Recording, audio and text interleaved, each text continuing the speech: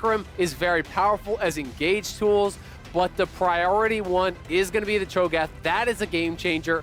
Tactical will be playing the Kai'Sa here. It will be the Tristana for Sven. That is going to be sent down to the bottom lane. Both teams, very powerful 5v5s. Again, there is that slight wrinkle that says, yeah, this is the Cloud9 draft, and I think in this case, it is the Sylas. It is the one where you have to get in there. You have to be risking your body in these fights. You cannot sit back and just farm it out. And what a beautiful sight. The stage looks great. The games have been even more beautiful. It has been such a fun day here, and I am excited to see these two drafts going into Game 5 and these two teams battling it out for the mid-season. Access to the wave cannot sustain. That is how he functions. And they're going to show up behind him, and he is level 1. Oh, Alfari! This is not where you want to be, buddy. What? Is this 5 games in a row? Ignite's been dropped.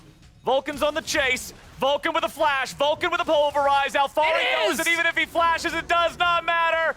5 games in a row. It is Cloud9 with the top lane first blood. Away a couple of camps. He's still only 1 camp behind his opponent in Blabber, but Blabber's level 4 against level 3. He's also Udyr against Hecarim.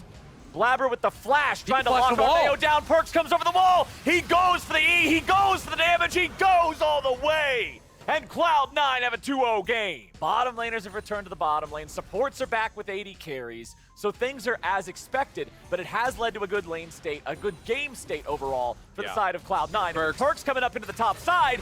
Level 6 and level 6 versus 4 and 5. I'm going to tell you right now who wins that one, and his name is Perkz. And I love the fact that he's playing around that. I love the fact that you're not just content to sit back and let him play his game and then just say, oh, I'll team fight him later. No. Perkz' activity this game has been so impressive. And now they're going in yet again.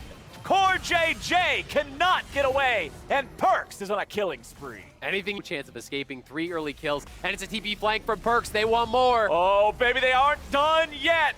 We have a TP showing up from TL. Alfari with a flash away. TL want to try to outplay this. Armeo's got to fall back a little bit further here. Alfari stuck in the front line, goes for the damage, goes for the burst, gets rid of Fudge. It'll be a 1-for-1. Team Liquid now having to fall back even further. Pulverize will not find the mark into Jensen, who continues his retreat. Armeo now the target of Perkz with the stolen onslaught of shadows. Jensen looks for a little bit more damage on the back end of the fight with the gravity well thrown down to block away the escape. Team Liquid, they get on the board for the first time this game, and they go 1-for-1. Grabbing a kill for themselves there. I feel like this is the first little misstep we've seen from Perkz. Looked like he got a bit greedy. Core has no flash. Oh, CoreJJ, what are you doing, man? He's face checking now, but they're able to turn it around. Why on earth am I doubting CoreJJ? The one man who always comes out on top in these sorts of situations. I apologize for my sins. He gets the 2nd kill of the game here. Long since faded, right? That was 3 minutes ago. So it's not like you're going to get an immediate gold injection for this. But they will take that mid lane turret incredibly low. It's already 2 Drake advantage here for the side of C9, but now the fight's breaking out. CoreJJ coming in for the counterattack. Vulcan's already dead.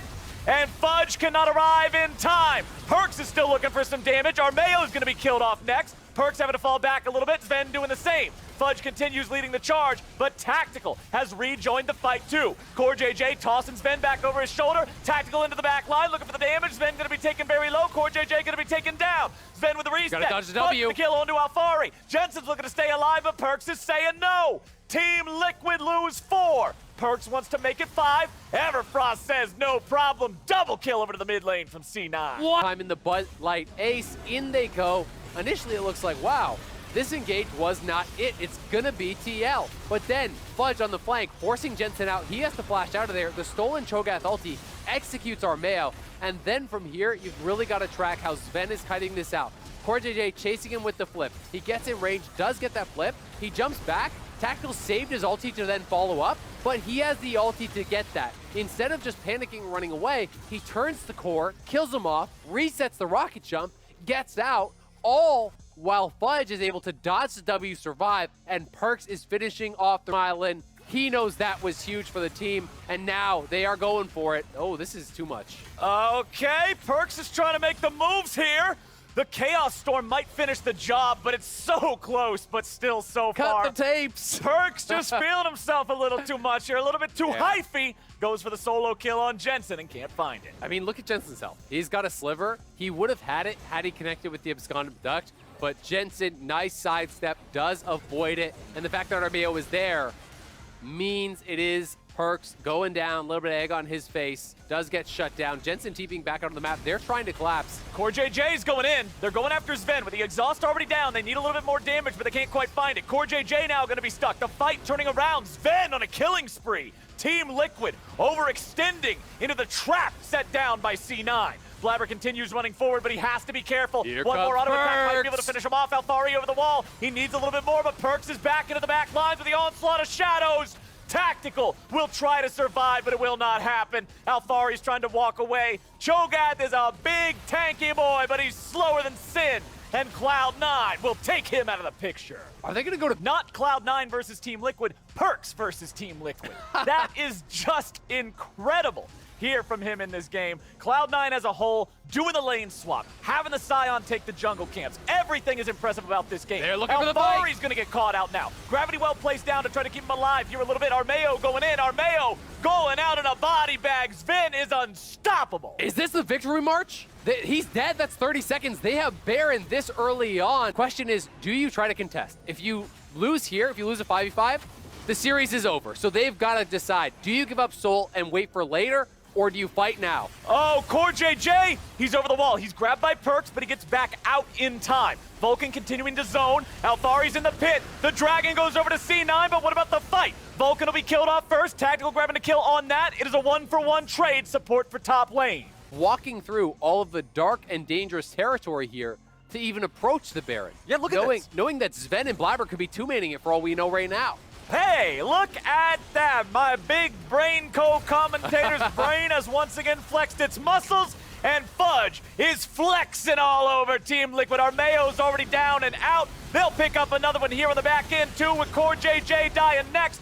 Tactical with a killer instinct, but it will not matter. Fudge is chasing him down. There's the third kill. There's number 4 as Alfari falls over. It's a double kill for Perkz. Jensen can do nothing but walk away as Cloud9 go for the victory march right now. They've got the Baron. The inhibitor has respawned. That'll only buy them a couple of extra moments. Jensen knows there's nothing left to do here. Cloud9, they will take down their greatest rival in Team Liquid. They won the regular season. They stayed in the upper bracket. And Cloud9 are your first ever mid-season Showdown champions.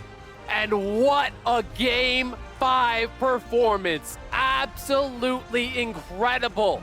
The pre-planning from level 1. The absolute domination, and there's no other word that fits it, from Perkz. This was an incredible game from him.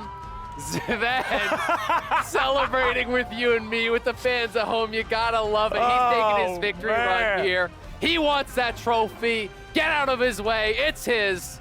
He lifts the trophy, and the man next to him, Perkz, will now join him as the only other player to have won Europe and North America. What a performance. Hoist it high, Perkz. You earned it. What an absolutely phenomenal showing. For 4 straight games, we got to see these two teams beat the living hell out of each other. And in game number 5, when your endurance is truly tested, when your creativity is put on the line, and when your mental fortitude is demanded, it is Cloud9 that runs out of the gate like a bat out of hell, and they're on a mission for that trophy. What a story for this team to miss out on MSI due to a global pandemic last year, to be able to win in spring. Cloud9 will be attending their first MSI ever as an organization. They deserve it.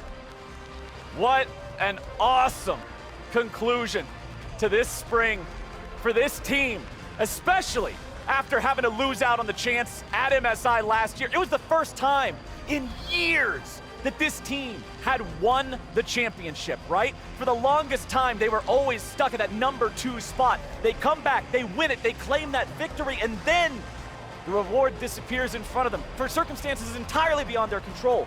But now they get their shot, and damn if they didn't earn it. And we've just come full circle. It was TL versus Cloud9 in the lock-in tournament to start our year. It was these two teams that felt like they had been on this crash course to be battling at the top of North America. Here they are. The development from this roster has really shone through. From lock-in to now, it is night and day.